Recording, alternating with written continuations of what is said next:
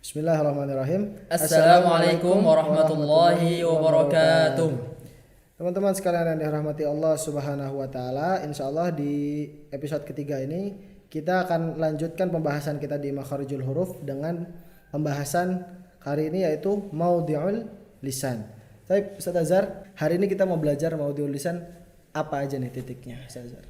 Insyaallah pada pertemuan kali ini kita akan membahas 3 titik dari maudhi'ul lisan ya, 3 titik dari pembagian yang hurufnya keluar dari lisan. Yang pertama adalah aqsal lisan. Aqsal lisan atau lidah bagian belakang. Kedua adalah hafatai lisan atau hafatul lisan, lidah bagian samping atau sisi lidah. Kemudian yang ketiga adalah wasatul lisan atau lidah bagian tengah. Lidah bagian tengah.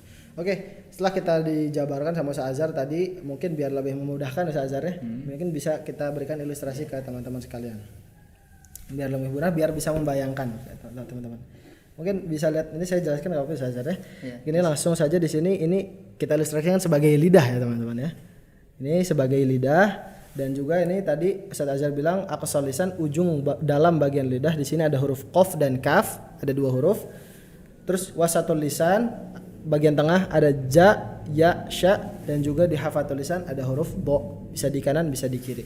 Ya, gambarannya mungkin sudah dapat, nanti penjabarannya akan dijelaskan oleh Ustaz Azhar. Oke, sudah dapat framenya? Oke, taib. Lanjut Ustaz Azhar, kita lanjut ke penjabaran satu persatu. Kita mulai dari yang pertama nih Ustaz Azhar, aqsal lisan. Aqsal lisan itu kan aqsal lisan itu berarti ujung pangkal lidah. Ya, betul. Lidah. Mungkin bisa dijelaskan lebih detailnya lagi tentang masalah aqsal lisan ini ke teman-teman sekalian. Ya, jadi gini teman-teman, untuk huruf yang keluar dari aqsal lisan atau pangkal lidah itu ada 2 huruf. Ada 2. Yang pertama adalah huruf qaf dan yang kedua adalah huruf kaf. Oke, taib. Mungkin dari huruf qaf dulu deh. Huruf qaf ya. Adapun untuk huruf qaf itu adalah keluarnya dari pangkal lidah, yang mana pangkal lidah ini dekat dengan tenggorokan, dan cara membacanya adalah dengan sedikit menaikkan lidah kita ke langit-langit atas. Dengan cara menaikkan pangkal lidah ke langit-langit atas. Oke, taib. Langsung mungkin cara membaca huruf qaf Ustaz Azhar. Cara membaca huruf qaf, kaidahnya seperti yang kemarin, bisa kita tasjidkan atau kita sukunkan. Aqqa, aqqa, aqqa, aqqa. Nah, jadi seperti itu. Oke, itu tadi sudah bisa dengar dari teman-teman sekalian. Asalnya ko itu bukan dari depan, bukan, tapi ko dari belakang teman-teman. Seperti yang sudah dicontohkan Ustaz Azhar, cara membaca sesuai kaidah yang kita bahas di episode pertama. Oke teman-teman sekalian, saya berikan contoh dari mungkin surat Al-Ikhlas teman-teman. Kita langsung saja baca dan juga mungkin bisa Ustaz Azhar bisa dikoreksi ya kalau saya salah ya. A'udzubillahi minasyaitonirrajim. Qul huwallahu ahad. Kul. Ya, teman-teman, kita sudah mendengar bacaan dari Ustaz Dika, yang mana di situ bacanya agak samar-samar, agak tertukar antara huruf kaf dengan huruf qaf ya. Ketika membaca huruf qaf itu qul, bukan dengan huruf kaf, kul. Nah, yang mana sudah kita bahas tadi huruf qaf, qul di aqsal lisan, dan pangkal lidahnya agak dinaikkan ke langit-langit seperti itu. Oke, berarti kalau ketika membaca surah Al-Ikhlas teman-teman harus membaca seperti qul, bukan kul atau kul, tapi qul. Harus dari pangkal lidah bagian belakang ya Ustaz. Itu tadi huruf qaf teman-teman sekalian. Kita lanjut aja ke huruf yang selanjutnya di aqsal lisan Ustaz. Huruf kaf. Nah, kalau huruf kaf ini saya pikir mungkin nggak banyak perlu kesulitan ya bagi teman-teman mengucapkan huruf kaf, tapi mungkin Ustaz bisa langsung diberikan cara baca yang benar sesuai kaidah Ustaz. Adapun untuk huruf kaf, makhrajnya sama di aqsal lisan, cuman cara bacanya yang tadi ketika kita membaca huruf qaf, lidahnya agak dinaikkan ke atas ke langit-langit. Ketika membaca huruf kaf, maka lidahnya agak diturunkan, agak dikedepankan. Ka. Nah, berbeda sekali. Oke.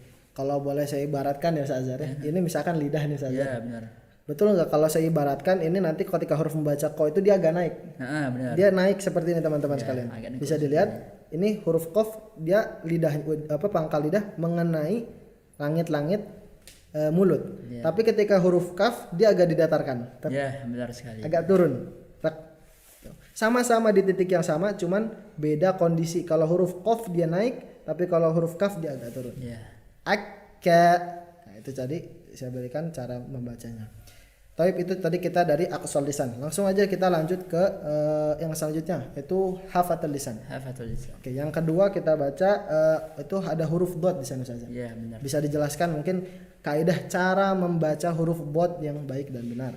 Ya, yang selanjutnya adalah hafatul lisan atau keluar dari sisi lidah. Nah, huruf yang keluar dari sisi lidah adalah huruf dot. Ya, yang mana cara membacanya adalah dengan menggerakkan dua sisi lidah atau salah satunya dan mengenai dengan gigi geraham. Oke.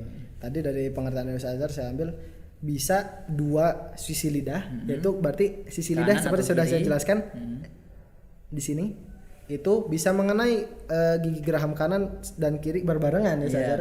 Tapi boleh juga salah satunya. Itu berarti yang enak aja berarti Ustaz Azhar.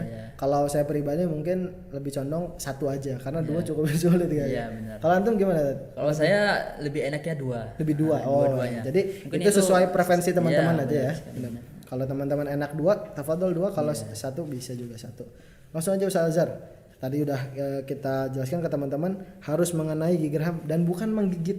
Nah, ya, betul ya. Sekali, ya. Langsung aja diberikan contohnya. Mungkin bisa saya contohkan cara membacanya dengan kaidah yang kemarin. Elbow. Nah, ini dengan menempel dua gigi geraham.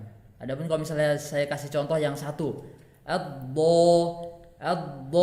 Nah, seperti itu, Bang. Sama-sama, keluarnya juga sama ya. Apa yang dilafadzkan juga sama, hampir sama, cuman beda caranya ya. Itu. Jadi kalau saya ibaratkan kalau tadi ini lidah ya teman-teman, ini gigi geraham dia harus ngenain gigi geraham ini. Benar sekali. Untuk mengucapkan huruf ba. Abbo itu ketika saya mengucapkan huruf ba. Oke, itu tadi secara singkat tentang huruf ba. Kita langsung lanjut aja bagaimana saja? Ya, lanjut. Oke, lanjut aja ya. Kita langsung ke maudhi'ul lisan yang ketiga. Titik ketiga yaitu di sini ada wasatul lisan. Wasatul lisan itu yang seperti apa Ustaz? Ya. Wasatul lisan adalah huruf-huruf yang keluar dari lidah bagian tengah. Dengan cara membacanya adalah dengan cara dinaikkan ke langit-langit mulut seperti itu. Lidah bagian tengah berarti bisa disimpulkan itu di sini ya. Kalau tadi qaf itu di sini, ini lidah ya contohnya. Ini qaf tadi qaf sama kaf di sini, maka di sinilah posisi wasatul lisan. Oke, Ustaz Azhar. Dari yang pertama dulu huruf jim mungkin. Yeah. Huruf jim. Cara membacanya deh. Ya, cara membacanya bisa kita masukkan kaidah yang kemarin. Aja. Nah, seperti itu. Oke. Coba misalkan saya baca contoh ini ya, saya berikan contoh. Bisa dikoreksi Azhar. Ar-rajim. Itu betul apa salah Azhar? Apa yang dibaca oleh Ustaz Dika tadi salah ya. Ada salah. kesalahan di situ. Yang mana Ustaz Dika membaca huruf jim itu dengan menggerakkan dua bibir, bukan dari tengah lidah. Tapi dari dua bibir. Jadi kadang teman-teman mungkin ketika membaca minasyaitonir rajim. Jadi dengan menggerakkan dua bibir agar keluar huruf ja. Itu padahal itu salah misalnya. Nah, itu mungkin kebanyakan teman-teman mengucapkannya dengan ja tapi ternyata itu salah. Yang betul bagaimana Ustaz? Ar-rajim. Enggak harus sampai itu. Jadi benar-benar bersumber dari lidah. Suaranya itu. Itu tadi huruf ja dan juga yang kebanyakan orang-orang salah dalam mengucapkan itu namanya ja. Itu salah ya teman-teman sekalian. Langsung ke huruf yang kedua, ini relatif mudah mungkin huruf ya. Huruf ya ini relatif mudah. Langsung aja mungkin saya berikan contoh karena mungkin kalau cara baca ya mudah ya teman-teman. Ya itu memang begitu. Langsung aja mungkin ke huruf ini Ustaz Azhar. Ya ayyatuha. Bisa berikan ke teman-teman contoh membacanya. Jadi cara membaca ya ayyuha ya. Dirasakan benar-benar lidah bagian tengah itu harus digerakkan teman-teman ya. Bukan ya. Sangat berbeda sekali ya.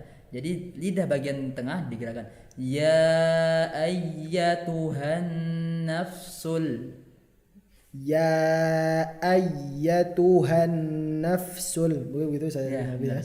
Jadi jangan sampai plain atau datar lah, tapi harus bergerak si lisan ini agar bisa sedikit kanan di lidah bagian tengah. Itu tadi huruf ya dan relatif mudah mengucapkan. Langsung ini Ustaz Azhar ke huruf yang terakhir. Insyaallah akan kita bahas pada pertemuan kali ini dan mungkin banyak dari teman-teman yang salah membacanya, yaitu huruf shin. Baik. sebenarnya huruf shin ini makhrajnya sama ya di wasatul lisan juga. Sama dari wasatul Oke, mungkin bisa langsung dijelaskan dulu cara membacanya yang baik dan benar. Nanti saya akan berikan contoh yang mungkin teman-teman sering salah ketika membacanya. Langsung aja Ustaz Azhar. Ya, cara membacanya tidak beda jauh dari huruf jim dan ya. Sama-sama dari tengah lidah. Mungkin bisa saya contohkan asya.